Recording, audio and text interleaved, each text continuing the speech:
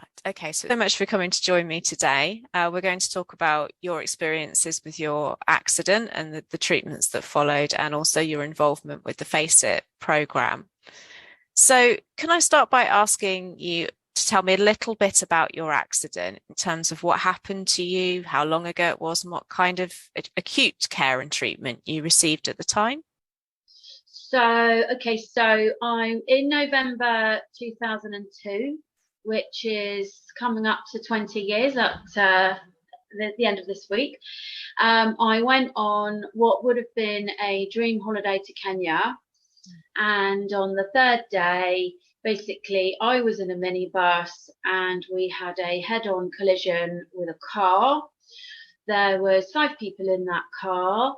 3 people tragically lost their lives, and I fell forward, and the bar that supports the roof basically split my face, and I suffered severe facial injuries mainly, and other bodily injuries too, and keloid scarring on my arms and leg, but mainly the injuries were to my face.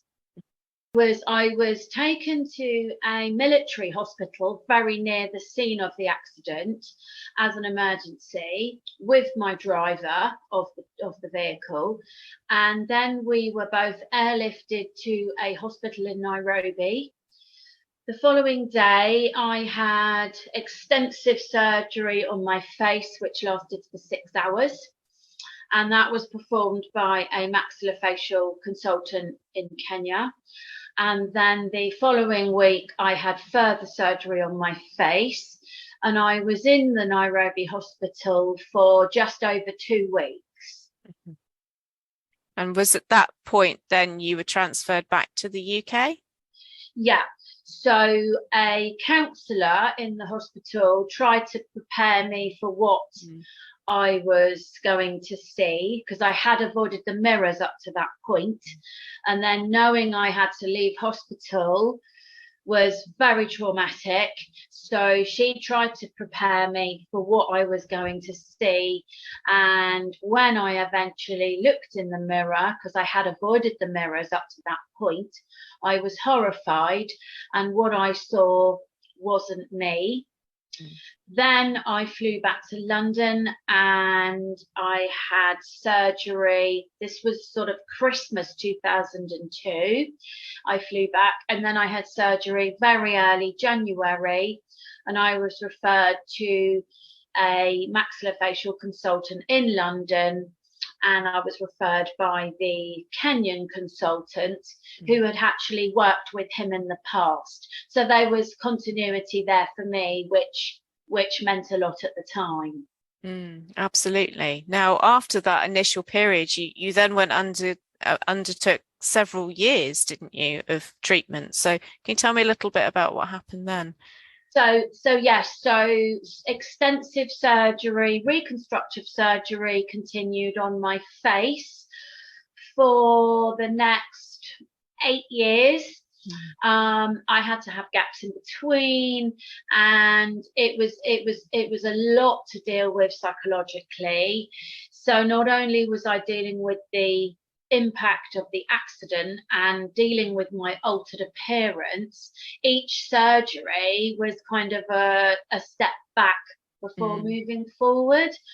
So all very, very difficult psychologically, and the surgery continued, and it was mainly on my face and my eye, and I had 3 consultants, an eye consultant, maxillofacial consultant, and a reconstructive consultant, who all worked on my face over those following years.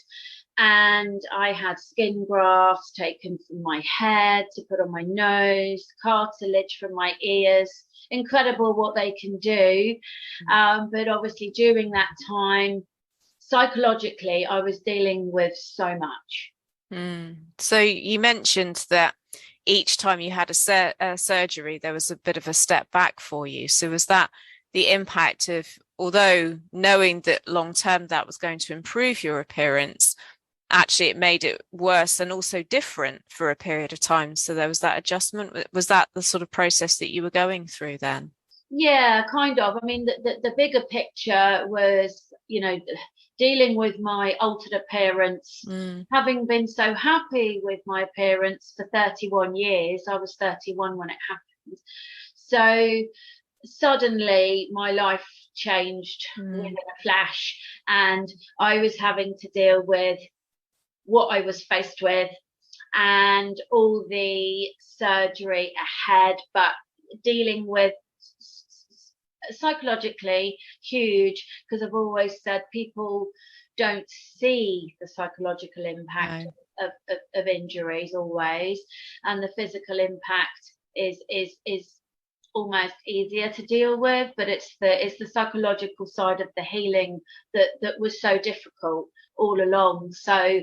having each surgery and the wounds opening up again, and then stitches and swelling all on my face, it was a very difficult time for a long time. Yes, yeah. And during that time, did you receive any kind of psychological support? Yes, my maxillofacial consultant at the time referred me to the trauma clinic initially in central London. So I had an appointment with them, and then they referred me to a clinical psychologist for face-to-face support at the Royal Free in London, the Royal Free Hospital. Dr. Alex, I call her, Dr. Alex Clark. She was incredible, but seeing her, obviously having to travel from Devon, which is where I lived and still lived, added to the anxiety, because I had to travel on public transport to see her, because I was not driving at that point, at that stage, and I would not have been confident to drive locally, let alone to London. So I had no choice other than to travel by public transport to see her. And ultimately, that added to the anxiety and the social avoidance that I had at the time as well. So sessions with her definitely helped, but it was getting to her was the difficult part, just because of the logistics of where I lived and having that support. Because when the accident happened, because I live in Devon, quite soon, quite quickly, I established that there was no specialist support for what I needed where I lived. So London was where I had to go. So through my GP at the time, I was actually offered a counsellor who dealt with divorce. Mm, And I was like, no, that is not what I need. I need specific specialist support dealing with visible difference. And I knew that someone that just dealt with general counselling was not what I needed, and not what was going to help me at the time. mm. Yes, so you really appreciated that actually what you needed was something that targeted those anxieties and concerns you had around your appearance and things like the social avoidance that you were experiencing. Absolutely. It was Mm, it was so specialist, and it was just, there was no opportunity to receive specialist help living where I live, and I knew, to get that help I needed to travel to London. mm, mhm. Now, in terms of the FACEIT research, you became involved in the program around the beginning of 2008. Can you remember how you first heard about that research project? So, having seen Dr. Alex Clark at the Royal Free at the time, I was very interested in. She offered me the opportunity to be involved in a research project called Face It, and it would also offer me support alongside the support that I was receiving from her. But it gave me more flexibility, and she explained that it was a very comprehensive program, and I thought, yeah, great. So I was very happy to be involved in the early stages of Face It, knowing that it would help me from what Dr. Alex Clark explained. And I thought, yeah, great. If I can help myself and anybody else in the future by, the research that was being carried out, to me, that was absolutely a hugely positive thing. And yeah, I agreed to be involved in the program. Fantastic. Now, so at that point, Face It was a prototype 8-week online tool, and we asked you to then take part in one of the strands of the research, which meant that you received access to the model of Face It, which included a lot of that understanding around social avoidance and how to combat that, but also helping you to manage your own appearance and interactions with other people. So was it that aspect of the remote access of not having to then go to London that was the most attractive thing for you at the time? It was, yeah, that was to think that I could receive support in the comfort of my own home was a huge thing, absolutely. And knowing how comprehensive the program was and is, so absolutely. And from what I learned at the time, it's got so many tools, and one of the things that it's got so much to it, and it's such a comprehensive program. But early stages, one of the things that I found very helpful was something called the fear ladder. And I was even talking about that in the last two days to somebody. I was explaining what it is, and for someone to face their fears of whatever it might be.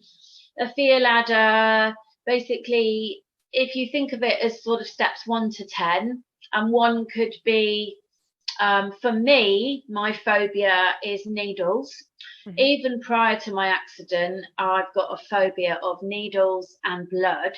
So, of course, the accident happened and it hit on the one thing that it scares me still now. So the fear ladder for me was, as an example, kind of number 1 might have been walking into a chemist. Number 5, being in a hospital gown, because I also had a bit of a phobia about them as well. And then number 10, as an example, would be watching the needle if I was being injected going in, which I actually still can't do to this day. I still struggle with that.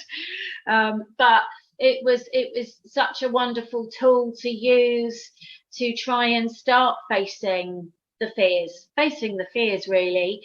And the fear ladder, just take it in small steps. There's no rush, there's no time constraint, but just doing, if somebody else out there thinks that whatever they have to face their fears regarding sort of makes up a fear ladder, kind of all connected to that fear.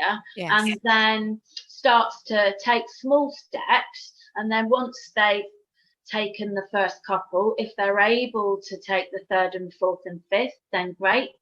But if they're not in time, hopefully they would be able to do so. Yes. And as you've just said, part of that process is accepting that you may not get to that top level 10, but actually it's about where you're comfortable to finish.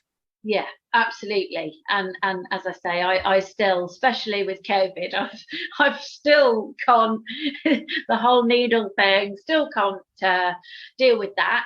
But it was a great tool to use at the time, especially even for me, even going into the chemist and being out in public, again, all those things linked with my altered appearance. So really helpful at the time. Yeah.